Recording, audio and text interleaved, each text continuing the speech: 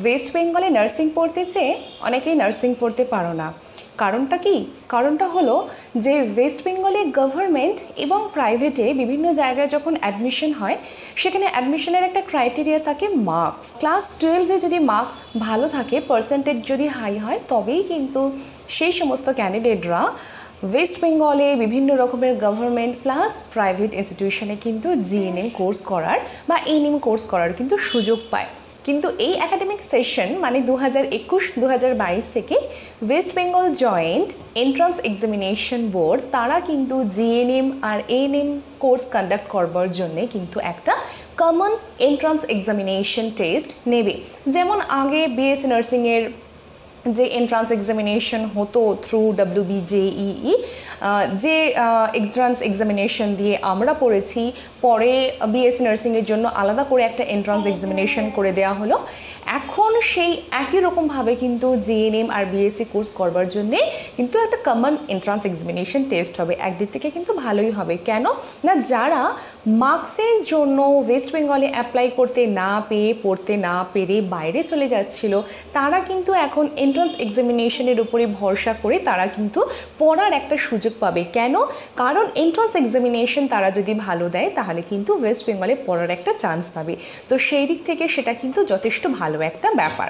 আমরা actual official notice কিন্তু পাইনি, তার জন্য আমাদের West Bengal joint entrance examination বোর্ডের যে ওয়েবসাইট আছে সেটাতে আমাদেরকে নিয়মিত খেয়াল রাখতে হবে যে সেখান থেকে আমাদেরকে কি নোটিফিকেশন দেয়। এই মাসে কিন্তু নোটিফিকেশন বেরোনোর কথা।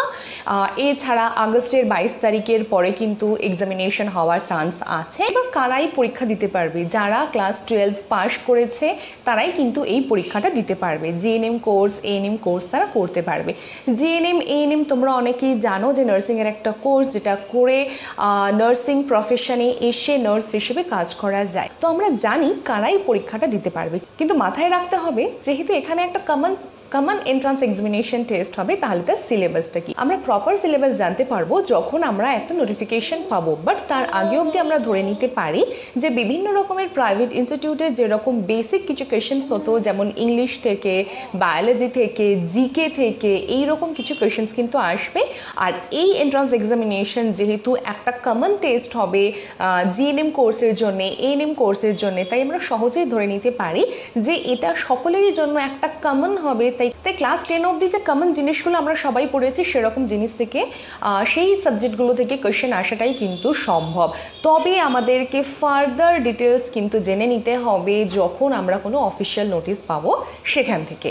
তো এতদিন অবধি যেরকম বিএসসি নার্সিংয়ের জন্য এন্ট্রান্স এক্সামিনেশন টেস্ট হতো, তারপরে র্যাঙ্ক লিস্ট বেরোতো, সেই র্যাঙ্ক লিস্ট দেখে কাউন্সিলিংয়ের মাধ্যমে স্টুডেন্টরা বিভিন্ন কলেজে অ্যাডমিশন নিতে পারতো। এখানেও কিন্তু তাই হবে, একটা র্যাঙ্ক লিস্ট বেরোবে জিএনএমদের জন্যে, এএনএমদের জন্যে, আর তারপরে সেই র্যাঙ্ক লিস্ট অনুযায়ী কিন্তু ক্যান্ডিডেটরা অ্যাডমিশন নিতে পারবে জিএনএম কোর্সে, এএনএম কোর্সে। আর যাদের স্বপ্ন হচ্ছে ওয়েস্ট বেঙ্গলে থেকে জিএনএম বা এএনএম কোর্স করা, তাদের জন্য তো অনেকটা সুবিধাই হয়ে গেল। তার জন্য তাহলে ভালো করে পড়ো, ভালো করে পড়ে এই কমন এন্ট্রান্স এক্সামিনেশন তোমরা ক্লিয়ার করবে, করে খুব সহজেই কিন্তু ওয়েস্ট বেঙ্গলে জিএনএম বা এএনএম কোর্স তোমরা করতে পারবে। আশা করি অফিসিয়াল নোটিফিকেশন আমরা খুব তাড়াতাড়ি পেয়ে যাব। আর পেয়ে যাওয়ার পরে আমি কিন্তু এখানে একটা আপডেট দেওয়ার চেষ্টা করব। আই হোপ ভিডিওটা হেল্পফুল।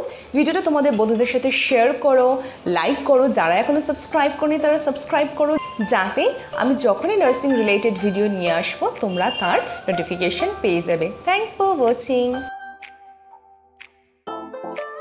এই র্যাঙ্ক লিস্ট দেখে কাউন্সিলিংয়ের